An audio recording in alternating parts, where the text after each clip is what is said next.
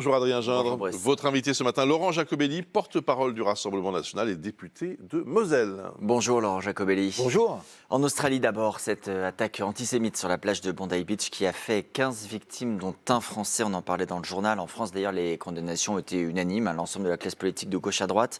Le ministre Jean-Noël Barrot dénonce un déferlement révoltant de haine antisémite. Sur ce sujet, la France doit parler d'une seule voix. Oui, bien sûr, et si vous me permettez d'avoir une pensée pour la famille d'Anne El Kayam, tous ceux qui le connaissaient, c'est ce Français de 27 ans, un ingénieur qui a été tué dans cet attentat. Oui, bien sûr, il faut être unanime pour dire que l'antisémitisme n'a pas sa place, ni en Australie, ni bien sûr en France.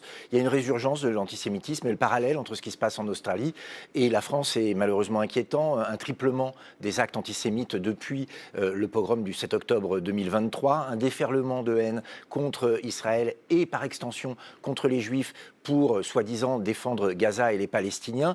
Et j'ai vu effectivement que tout le monde regrettait ce qui s'était passé. Et c'est tant mieux. J'ai même vu que M.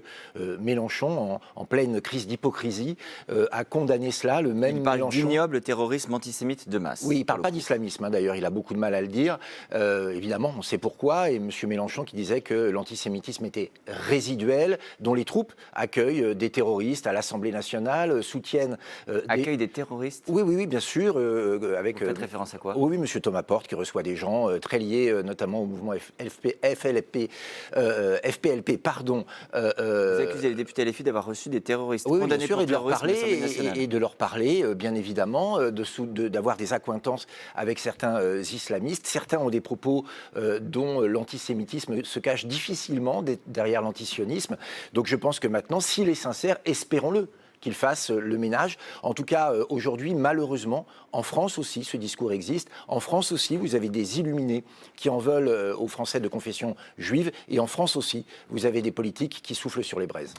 En France, aujourd'hui, l'actualité, c'est également la colère des agriculteurs, dont certaines vaches sont touchées par la dermatose. Plusieurs rassemblements ou manifestations sont prévus aujourd'hui. Par endroits aussi, des opérations de blocage, comme on l'a vu sur l'autoroute A64, par exemple. Est-ce que vous soutenez ou vous condamnez ces opérations de blocage ? Moi, je comprends ces opérations de blocage, évidemment. Pas de violence, pas de destruction de matériel, mais on peut comprendre le ras-le-bol de nos agriculteurs. Ils en ont un peu ras-le-bol, oui. Ils en ont marre d'être cette variable d'ajustement de l'économie française et de ce sentiment d'acharnement. Trop de normes inapplicables, des contrôles permanents, les attaques des extrémistes écologistes qui font des agriculteurs les pires pollueurs de la Terre, alors qu'ils nous nourrissent. Et puis un gouvernement qui semble finalement, excusez-moi l'expression, mais s'en fiche absolument.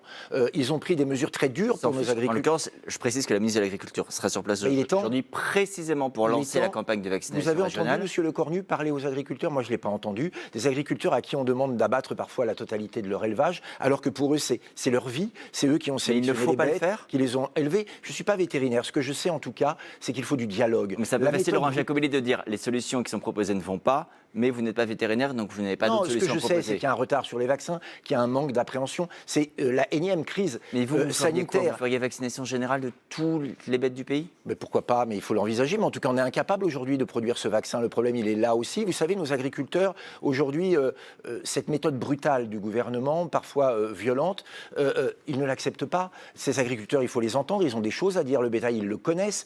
C'est leur vie économique. Et puis, ils sentent bien que l'agriculture n'est plus soutenue aujourd'hui au niveau européen par la France, que la France a abandonné ses agriculteurs, le nombre d'exploitations. Pardon, Laurent Jacobelli, vous dites que l'agriculteur n'est pas soutenu. Non. Pas plus tard qu'hier soir, le Premier ministre a dit on va demander le report des échéances européennes sur l'examen du Mercosur, cet accord de libre-échange avec certains pays d'Amérique latine. Le président de la République dit ce matin à la fois qu'il suit la situation des agriculteurs en France et qu'il s'associe à cette demande de report qu'il a formulée directement auprès de la présidente de la Commission européenne. Vous soutenez cette demande de report? Mais les agriculteurs ne sont pas dupes. On leur dit on va attendre 6 mois, que vous vous calmiez, et puis là, on fera passer le Mercosur. Tout le monde sait que le président de la République a un double discours. Quand il est au Brésil, il dit les accords du Mercosur sont très bien, et quand il revient à Paris, il dit qu'ils ne sont pas acceptables. Qui va contrôler le compte n'y est pas, c'est assez clair. Qui va contrôler les importations? Nous n'avons pas les moyens de le faire. Il faut rétablir la souveraineté agricole et la primauté de l'agriculture française, notamment dans la commande publique. Est-ce que vous savez qu'au 1er janvier, il va y avoir une nouvelle taxe liée à la décarbonation qui va toucher les engrais azotés. Or, à peu près, un peu moins, de la moitié des engrais en France sont importés. C'est un surcoût de 15 000 € en moyenne par exploitation qui utilise ces engrais. Il y en a marre. Il y en a marre de la norme, il y en a marre du contrôle et il y en a marre de la taxe. Nos agriculteurs veulent nous nourrir et nous nourrir en paix. Je crois que c'est ça maintenant qu'il faut avoir dans le viseur et surtout tout faire avec le dialogue. La méthode dure, la méthode sévère qu'applique le gouvernement, comme si les êtres humains n'existaient pas, qu'il n'y avait que des tableaux de chiffres, tout cela n'est plus possible. Je voudrais qu'on évoque également ce qui s'est passé à Dijon, Laurent Jacobelli, avec l'incendie d'un collège dans la nuit de vendredi à samedi. Alors le début de semaine, naturellement, ne pourra pas donner lieu à des cours. Il y aura une place laissée à l'écoute des élèves. Les ministres de l'Éducation et de l'Intérieur seront d'ailleurs sur place aujourd'hui. Il se trouve que le préfet et plusieurs responsables locaux estiment qu'il y a un lien entre l'incendie et le récent travail fait par les forces de l'ordre pour mettre fin au trafic de drogue dans le quartier. Est-ce qu'il faut malgré tout poursuivre cette lutte? Est-ce que la réponse est malgré tout la bonne? En tout cas, il ne faut pas céder. On ne va pas faire de la France un narco-État. Moi, je dis souvent que si on n'y fait rien, dans 10 ans, notre pays sera soit une république islamiste, soit un narco-État. Donc il faut maintenant être vigilant, et plus que vigilant, il faut être offensif. La guerre au narcotrafic, c'est ça qu'il faut faire. Pour le coup, c'est ce que fait le gouvernement alors. C'est ce qu'il essaye de faire, mais pour l'instant avec des résultats très faibles quand on regarde l'explosion de la consommation de drogue et de la vente de drogue en France. Plusieurs milliards de chiffres d'affaires, avec des villes qui sont gangrénées, qui sont aux mains. Mais vous feriez quoi différent pour protéger ces établissements scolaires? Par exemple, vous mettriez la police ou l'armée devant les collèges ou les lycées? Malheureusement, s'il faut mettre la police devant les lycées, il faut le faire, parce qu'il faut protéger à la fois les professeurs et les lycéens. Mais en arriver là, ce serait un vrai aveu d'échec. Vous savez, il faut une politique à 360 degrés. Il faut agir sur les pays producteurs, il faut évidemment arrêter les importations, il faut agir sur les consommateurs, il faut remettre une justice des mineurs digne de ce nom pour empêcher les gamins de tomber dans la délinquance et puis avoir des peines planchées pour les narcotrafiquants. Vous savez, aujourd'hui, on sait très bien que depuis leur prison, souvent, ils dirigent leur trafic. Je pense qu'il y a trop longtemps eu du laxisme, notamment judiciaire. De la fermeté serait la bienvenue. Un dernier mot concernant le budget. Alors, Jacobelli, on le voyait tout à l'heure dans le journal et on l'a entendu hier sur LCI, le ministre de la Ville prévient, s'il n'y a pas de budget à la fin de l'année, ça aura des conséquences très concrètes. Par exemple pour ma prime rénov qui ne pourra pas être versée à ceux qui l'attendent désespérément.